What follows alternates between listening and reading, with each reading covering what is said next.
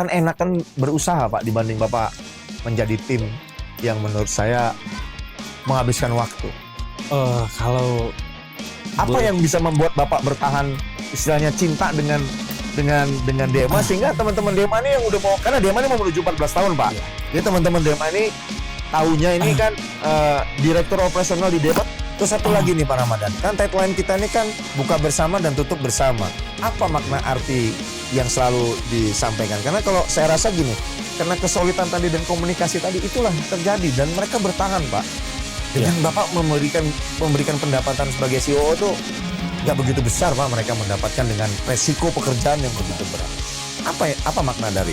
ya makna dari tagline kita itu adalah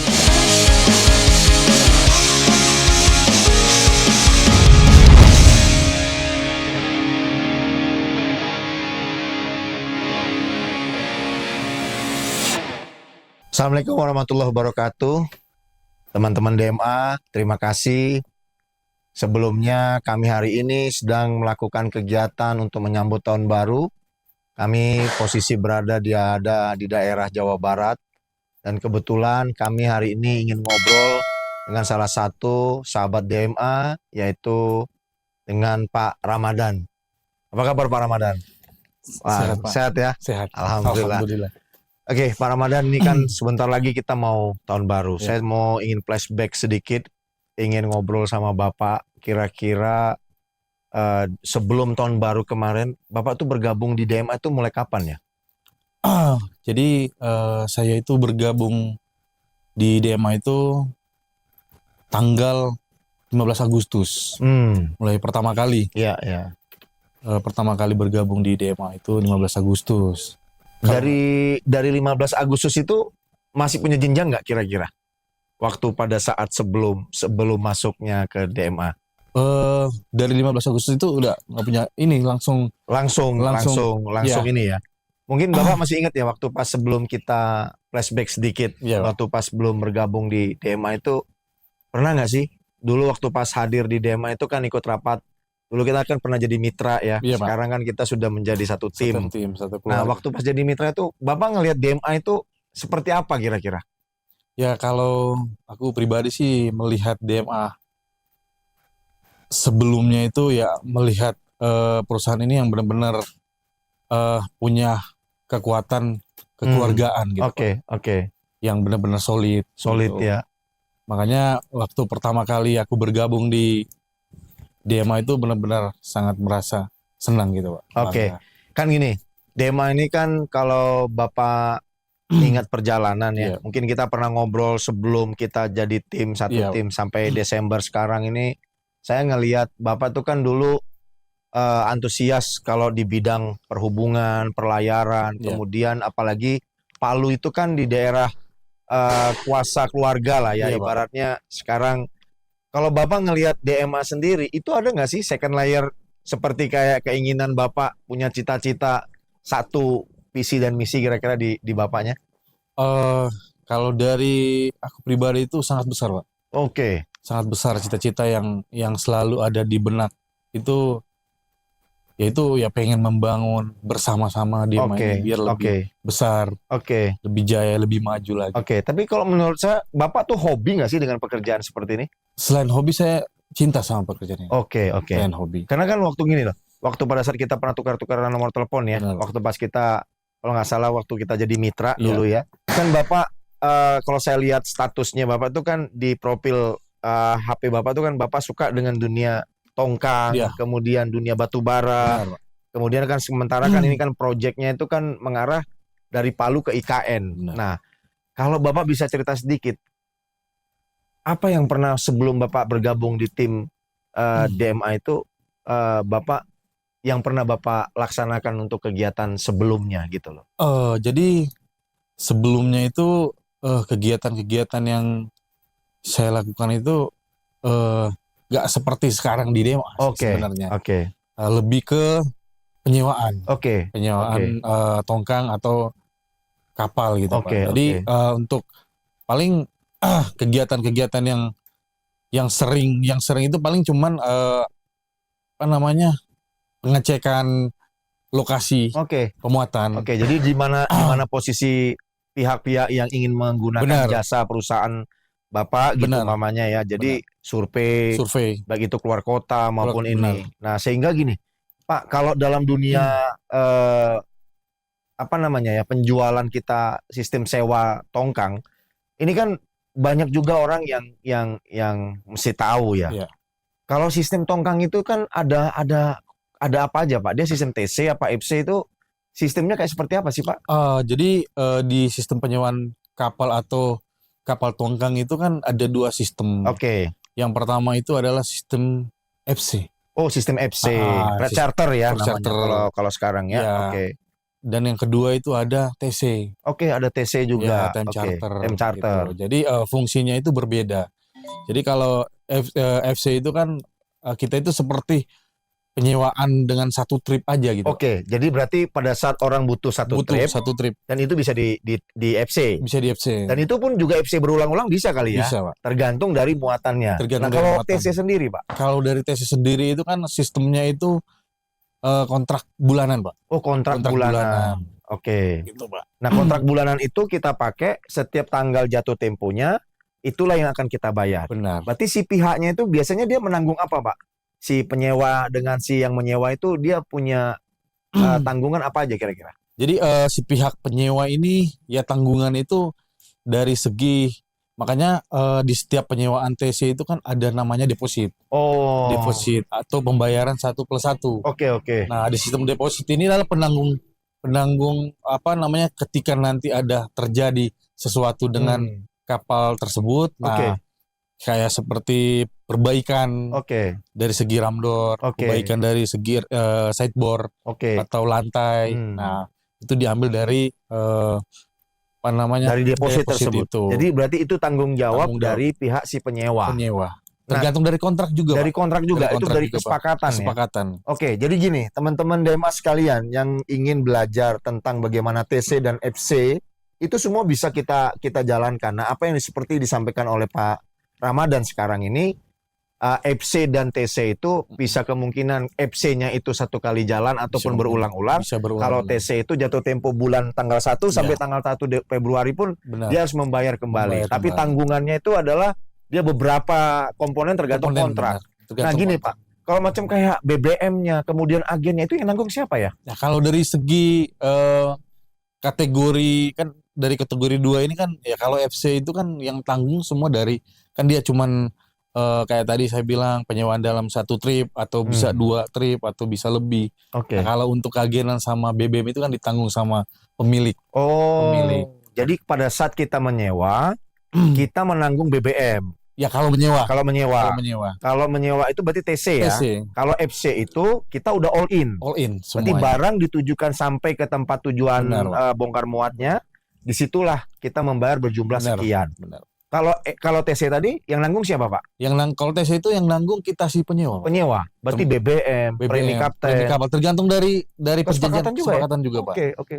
Ada pun juga premi itu kan kalau misalnya dari pihak yang punya kapal kan bisa negosiasi untuk premi nanti saya yang bayar.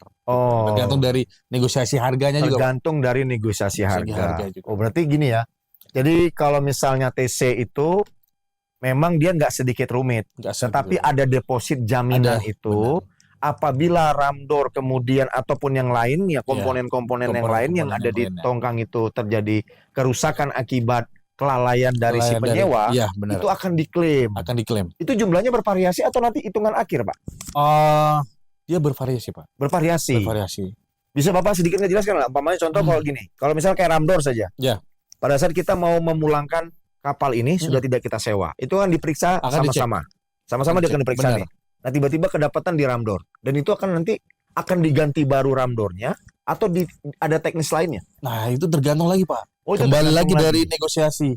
Negosiasi atau kalau misalnya di awal benar-benar dari dari ramdornya udah benar-benar yang benar-benar udah sepakat ini ramdor dengan kondisi seperti ini gitu.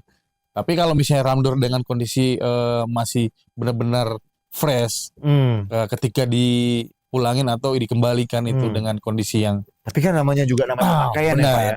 Pemakaian itu kan nggak mungkin kan pasti ada kadar luarsanya juga ya lama-lama gini. Juga. Jadi pada saat kita menyewa, boleh kita before dan after nih. Benar, itu pengecekan dari awal. Itu penting itu, Pak. Itu sangat penting kan. Karena itu menjadi catatan kan. Catatan benar. Oke, dan satu lagi itu gini Pak. Apabila dipulangkan, mungkin selingnya kali mungkin copot 1. Waktu pas awal selingnya 2 aktif. Nah, tiba-tiba harus dikembalikan selingnya copot 1, itu akan dihitung. Pak. Dengan kesepakatan tadi ya. Baik itu pengelasan, benar, maupun itu ganti baru. Tergantung insiden juga Pak. Kalau kelalaian dari si penyewa, nah itu diambil dari deposito Pak. Oke, terkadang kan begini Pak, ada juga yang nakal Pak ya. Ini sering saya terima di lapangan. Si penyewa juga, si pemilik kapal ini juga kadang-kadang nggak menyampaikan ke kita informasi yang utuh Pak. Contoh ramdornya itu kita perkirakan ini 2 bulan 3 bulan lagi pasti keok. Tapi dia nggak pernah mau menyampaikan. Terkadang dia untuk melakukan agar ya pas rusak ya lo yang tanggung gitu loh. Benar. Nah itu bagaimana cara kita Pak bisa mengklaim hal-hal seperti itu agar terhindar ya Pak? Nah kadang itu Pak yang salah satu jadi bukan kendala sih sebenarnya. Kejujuran dari yang punya antara bisnis juga ya. Ya kadang itu ya dari kondisi kapal yang benar-benar yang si penyewa tahu. Dengan kondisi seperti ini ya, contoh ramdornya ini udah nggak memungkinkan untuk dipakai berapa bulan ke depan. Iya, karena kan kalau mesin itu yang tahu kan kapten kapal ya, sama KKM-nya kan gitu. Pemakaian solar pun juga mereka yang tahu. Tapi kan itu yang selalu dilewati dan dilindas sama armada besar-besar gitu ya. Apalagi kalau di Palu itu kan nggak ada armada kecil. Hampir rata-rata armada besar. Dan itu kan kekuatannya kan 40 ton, 30 ton sekali jalan. Nah itu kan kalau dia bolak-balik aja terus, ya itu otomatis bisa ini juga kan ya. Tergantung dari updatean kita juga Pak. Updatean kita tadi ya. Oke, jadi gini loh. Sebelum Pak Ramadan bergabung di DMA, itulah tugas yang sering Bapak jalankan.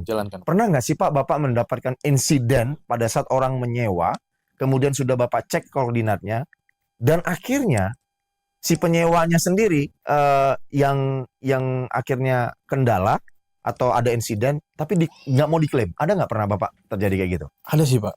Jadi ada beberapa sih insiden yang terjadi di lapangan itu sering ya. Satu adalah mengenai kargo. Mengenai kargo yang tidak valid Pak. Nah itu kenapa sampai saat ini itu beberapa owner atau pihak-pihak yang punya Pak Armada sendiri itu sangat mengantisipasi dengan terjadinya hal-hal seperti itu Pak. Kadang dengan kargo-kargo yang tidak pasti atau yang tidak valid itu yang itu sering Pak. Itu sering terjadi ya. Dan itu kan sangat, akhirnya bagaimana menutupin kosnya Pak? Nah, mau nggak mau harus kita tutupi Pak. Atau dengan cara lain kita harus benar-benar mencari kargo pengganti tersebut Pak. Sementara Bapak tuh kalau misalnya nih ya, Bapak udah mengisi. Benar. Kalau mamanya 5 hari apa 7 hari dia tiba-tiba cancel nggak tahu di mana. Bapak udah isi nih. Ya. Memang sih dia sistemnya dia cuma hanya buat bayar DP tok saja, Bapak tanda jadi saja.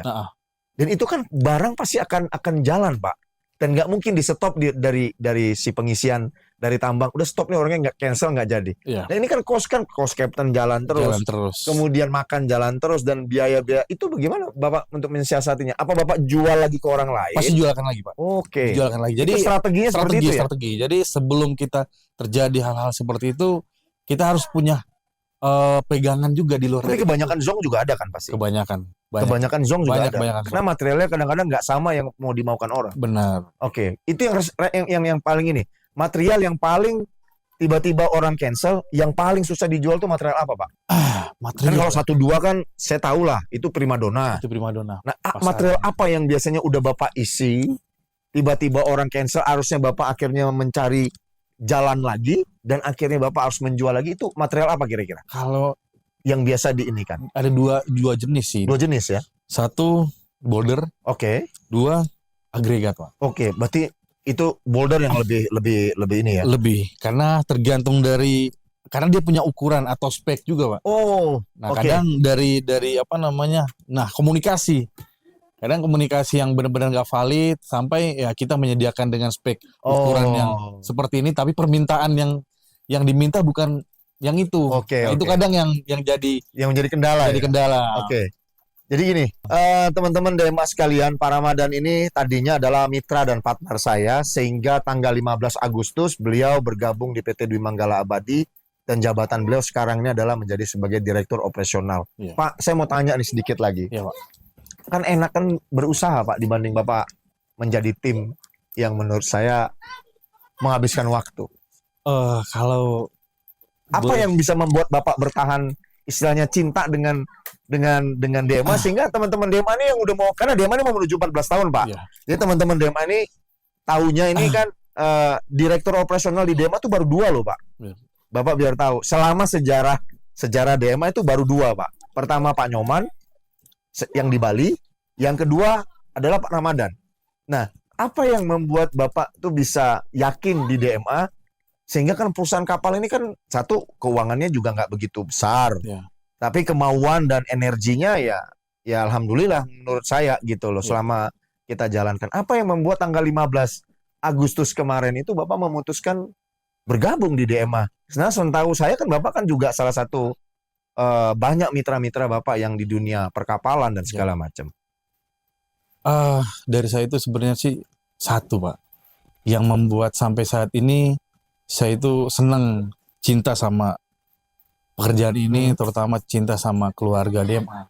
Adalah satu kepercayaan yang dari Bapak berikan ke saya itu yang pertama kali yang saya pegang gitu, Pak. Jadi saya ditunjuk, diberi tugas, diberi kepercayaan dari Bapak itu. Nah, itu salah satu yang sampai saat ini yang membuat hati saya itu kuat, Pak. Oke, karena gini, Pak, saya kan nggak pernah ngasih Bapak GPS, Pak. Ya. Bapak saya angkat sebagai Direktur Operasional itu berdasarkan kompetensi, Pak. Karena waktu pada saat kita rapat, Bapak menjadi mitra saya, Bapak tuh banyak memberikan satu kelembutan yang notabene itu arah yang betul-betul ini bisa jadi apa enggaknya itu Bapak selalu apa adanya. Ya. Nah, begitu Bapak bergabung ke DMA, saya meminta karena kesibukan saya di luar, Ya. saya agak sedikit yakin nggak sih ya Pak Ramadan ini mau gitu loh. Karena saya cuma hanya ngeliat kelebihan Bapak tuh satu, Palu sekitar itu adalah tuh wilayah Bapak, dan itu seperti kayak Bapak pulang ke rumah gitu loh. Nah, saya ngasih Bapak itu malah nggak banyak GPS-nya, aturan tentang DMA, SOP DMA, tapi begitu Bapak masuk di sini udah hampir Desember sekarang nih, banyak sekali perubahan yang sangat signifikan, dan saya berterima kasih. Dan itu apa yang mendorong Bapak bisa merangkul anak-anak DMA ini biar supaya tetap jalan? Bagaimana caranya, Pak? Ya, kalau saya sih satu prinsip adalah komunikasi. Komunikasi yang benar-benar saling terkoordinasi itu, Pak. Oke. Dengan apa yang telah diberikan kepercayaan kepada saya dan teman-teman. Nah, itu yang akan saya jalani benar-benar, Pak. Tapi sungguh-sungguh. benturan-benturan itu ada ya, Pak? Benturan-benturan itu pasti ada, Pak. Sangat banyak atau banyak atau ada? Ya, ada saja. Ini gini loh teman-teman DMA. Ini terkadang Pak Ramadan ini nggak begitu banyak mau ngobrol, tapi saya pengen korek juga kenapa bilang ini mumpung di tahun 2023, karena kan nunggu 1x24 jam sebentar lagi kita udah memasukin Januari. Ya. Saya berpikir benturan-bentur itu gimana caranya gitu. Satu benturannya, mohon maaf ya, DMA itu nggak memiliki kapasitas yang sangat luar biasa dibanding dengan perusahaan-perusahaan lain. Tetapi saya ngelihatnya orang itu apa ya, bisa merangkai DMA ini bukan di tangan saya gitu, tapi di tangan bapak-bapak semua itu bisa. Ini apa itu, Pak? Gimana caranya Bapak untuk menubruk supaya bisa benturan-benturan ini bisa yang pertama adalah kepercayaan. Kepercayaan kita sama mitra rekanan. Oke. Jadi ya kita tunjukkan kalau kita ini benar bersungguh-sungguh punya pekerjaan atau proyek yang benar-benar real gitu, Pak.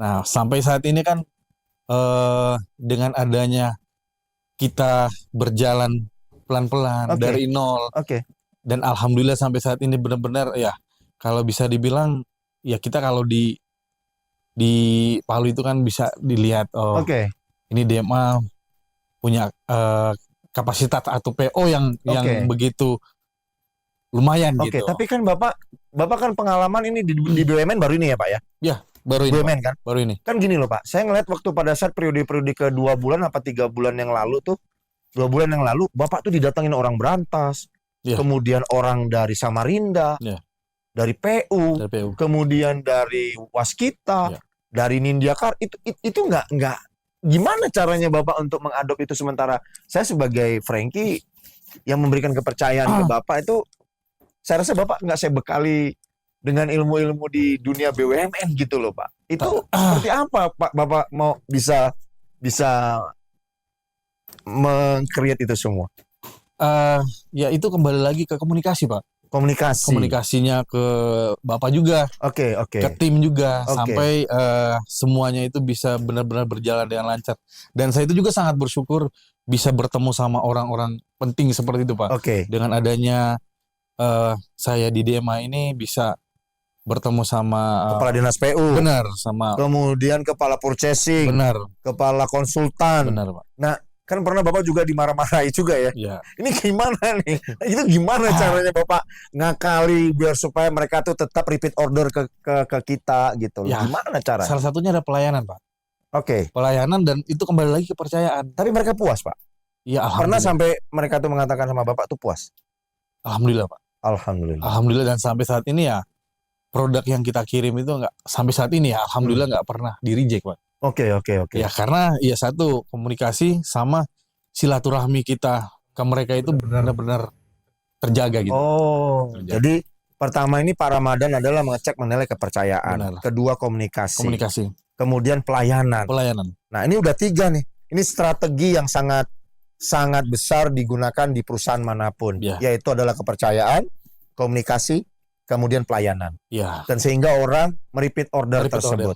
Dan sehingga turunan ke bawahnya pun tetap berjalan. Terus bagaimana Bapak mengantisipasi cacian, makian, kadang-kadang diomelin sama pemilik tambang, ini mau jam berapa dibayar, ini kadang kenapa keterlambatan bayar terjadi. Nah itu kan banyak tuh Pak yang seperti itu Bapak alami gitu loh selama Bapak di DMA. Ya kadang kan untuk masalah-masalah teknis yang seperti itu kan hal yang sering atau yang biasa kita alami.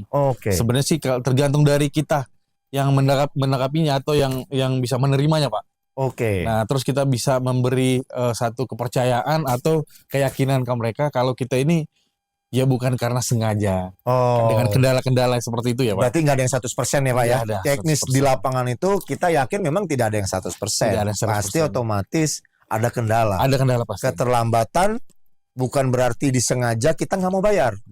Tetapi ada keterlambatan mungkin di jam malam. Atau memang uang dari pembayaran vendor juga belum masuk. Diinikan gitu loh. Jadi memang sebenarnya kembali lagi tetap komunikasi. Pelayanan, komunikasi, kemudian tanggung jawab itu sangat penting. Kejujuran kita ke mereka itu harus benar-benar kita sampaikan Pak. Pihak mana yang pernah menekan Bapak pada saat yang membuat Bapak tambah kalut pada saat Bapak berjalan selama ini? Kemarin sih itu pengalaman pertama itu ada di pihak yang punya yang pemilik kapal sih. Pemilik kapal. Tapi ya semua itu kan dengan adanya kebersamaan atau dengan adanya kesulitan kita, adanya juga keterbukaan kita ke mereka. Sampai mereka juga ya sampai saat ini masih percaya sama kita Pak. Berarti yang paling berat itu di kapal. Kapal itu udah satu rebutan. Kedua, uangnya nggak bisa delay. Benar. Dan ketiga, muatan juga nggak boleh lama. Kalau dari tambang sendiri pernah nggak ribut atau apa? Ribut sih nggak pernah sih. Ribut nggak pernah? Nggak pernah. Paling ya apa namanya ya ya seperti itu Pak. Sampai nggak pernah ribut sih sama sekali. Cuman mungkin gesekan dikit ya, mungkin mau ngomel tapi mungkin ya namanya kita sama-sama butuh ya. Sama-sama butuh dan nilai kepercayaan. Benar. Oke Pak, Bapak pernah ngalamin nggak waktu pada saat Bapak di DMA, Bapak nggak punya kas sama sekali? Pernah Pak. Pernah. Dan gimana caranya Bapak meyakinkan teman-teman itu, baik itu dari tambang, kemudian BBM, agen kapal, sampai ke Pak Ibrahim yang ada di sana. Bapak nggak punya uang, cuma 50% doang yang dibayar sama ini. Bagaimana caranya Bapak meyakinkannya? Ya itu lagi tadi Pak. Kembali lagi ke komunikasi. Nol Pak, sampai nol. Sampai nggak bisa bayar tuh. Sampai bisa bayar. Tapi bukan berarti kita nggak bisa bayar karena sengaja. Iya, paham. Tadi kayak yang seperti kita bilang tadi, ada keterlambatan pembayaran vendor. Vendor benar. Iya kan? Owner kita. Owner tuh kadang kan membayar baru 50%. Benar. Kan 50% itu berjalan Pak. Bapak nggak bisa talangin kan? Benar. Hanya komunikasi itu Hanya Pak. Komunikasi aja Pak. Itu. Di tim Bapak sendiri juga Bapak komunikasikan. Begitu Pasti. ada uang Pasti Pak. langsung di draw down. Pasti Pak. Sampai sekarang ini kira-kira Bapak udah nanggung utang nggak? Nggak ada Pak. Dari sekian kapal ini nggak nanggung utang. Hutang nggak, sampai saat ini udah nggak ada hutang. Sama sekali, alhamdulillah Pak. Oke, teman-teman Dema, ini menarik buat saya. Jadi ini pengakuan sendiri karena memang terus terang saya katakan saya dengan Pak Ramadan ini kami di Dema tidak jarang sekali bertemu dan jarang sekali duduk bercengkrama seperti ini karena kita sama-sama hari ini hari libur. Saya ingin membuat satu podcast yang sekarang ini sahabat-sahabat Dema semua biar tahu bahwasannya Dema mau menuju 14 tahun ini baru 2 direktur operasional yang diterima di Dema, yaitu pertama Pak Nyoman, yang kedua adalah Pak Ramadan. Dan di sekarang ini nggak jauh beda sih sebenarnya sistem pekerjaannya, tapi cara manajemennya yaitu tadi tidak sama. Pak Ramadan itu memiliki satu yang namanya tadi adalah kepercayaan, kemudian komunikasi dan pelayanan. Ini yang sangat penting dan bisa nanggung utang gitu loh. Dan itu saya gini loh, palu itu sama ikan itu keras Pak Ramadan. Tapi sangat luar biasa. Saya mengapresiasi Pak Ramadan bisa menahan utang itu di posisi yang bukannya tidak mau bayar. Benar. Dan akhirnya sekarang terbalik nggak? Mereka nanya kapan lagi ada PO atau gitu? Kapan lagi? Ya banyak sih beberapa mitra-mitra yang kemarin yang bertanya kira-kira kapan lagi ada PO buat kita gitu. Kapan lagi ada pemuatan ke kita gitu. Nah segini. Jadi strategi Pak Ramadan gini. Januari 2024. Harapan Pak Ramadan dan strategi Pak Ramadan apa sih? Harapan besar saya itu di tahun depan, terutama di Januari ini, kita semakin solid Pak. Semakin solid, Semakin solid, komunikasi. Mengenai PO itu hal yang di belakang sebenarnya. Yang pertama itu adalah kesulitan kita. Kesulitan kita Pak. Nah, terus satu lagi nih Pak Ramadan. Kan tagline kita ini kan buka bersama dan tutup bersama. Apa makna arti yang selalu disampaikan? Karena kalau saya rasa gini, karena kesulitan tadi dan komunikasi tadi itulah yang terjadi dan mereka bertahan Pak. Dengan Bapak memberikan pendapatan sebagai CEO tuh nggak begitu besar Pak, mereka mendapatkan dengan resiko pekerjaan yang begitu berat. Apa makna dari? Ya, makna dari tagline kita itu adalah buka bersama dan tutup bersama. Tutup bersama adalah itu. Apapun yang kita hadapi, apapun yang akan terjadi ke depan nanti, kita hadapin bersama-sama. Kita hadapin bersama-sama karena kita sudah buka bersama-sama, kita harus tutup bersama-sama. Dan kalaupun rezeki itu pun tidak ada pun dari Yang Maha Kuasa ataupun dari segala macam, harus kita tutup bersama-sama. Benar Pak. Bukan ditutupnya dengan kecelakaan atau apapun. Itu maksudnya. Itu maksudnya. Satu lagi Pak Ramadan yang terakhir. Pak Ramadan sekarang ini kan membawahi banyak owner yang di karya-karya. Apa harapan Pak Ramadan dengan teman-teman di karya-karya terhadap PT Dwi Manggala Abadi sendiri? Ya, harapan saya itu adalah dari rekanan-rekanan kita, mereka itu lebih makin mempercayai kita sebagai vendor yang selama ini yang dipercaya lah dari mereka untuk menyuplai beberapa material. Nah, saya berharap ke depannya kita semakin dipercaya, semakin diberi kesempatan buat bisa saling memberi support material ke mereka. Target Bapak wilayah mana aja Pak untuk Kalimantan yang akan Bapak kerjakan? Target saya itu yang pertama kan IKN ini kan belum selesai. Ibu Kota Nusantara. Kota Nusantara. Itu yang pertama karena itu yang benar-benar harus kita kejar, fokusin. Terus yang kedua pembangunan di beberapa titik di Kalimantan juga, termasuk pembangunan tol, terus pembangunan smelter juga ada di jalan-jalan. Jalan-jalan itu. Berarti di daerah Kota Bangun tetap jalan. Kota Bangun juga tetap jalan. Kemudian Samarinda juga tetap jalan. Kemudian smelter juga tetap jalan. Tapi utama adalah IKN. Karena itu sentralistik karena memang berasalnya Dema di situ juga ya. Benar. Tapi hampir 40% kemarin tuh ngelayaninnya di luar dari IKN kayaknya. Sebenarnya iya kan? Iya benar sih. IKN tuh hanya cuma sisipan kan kalau nggak salah saya. Tapi sisanya kebanyakan hampir di luar IKN kan. Iya, ada beberapa sih. Beberapa termasuk Kota Bangun. Kota Bangun dan karena itu daerah ekstrim yang sangat luar biasa. Ya di sisi lain kita juga harus punya pengalaman-pengalaman di luar dari IKN, Pak. Terima kasih Pak Ramadan. Semangat terus, tetap terus berjalan dan tetap semangat dan harus saling bisa support dengan tagline kita itu adalah solid, nyata dan profesional, dan bentar lagi kita sudah mau memasuki 2024. Oke, terima kasih teman-teman DMA. Kami berdua, saya Frankie Mahulete dan saya Muhammad Jufri Saksiamo atau bisa dibilang Ramadan. Kami berdua mengucapkan selamat tahun baru 2024. Semoga 2024 tetap terus berjalan komunikasi dengan pelayanan dan kemudian dengan yang nilai positif. Sekali lagi terima kasih. Assalamualaikum warahmatullahi wabarakatuh.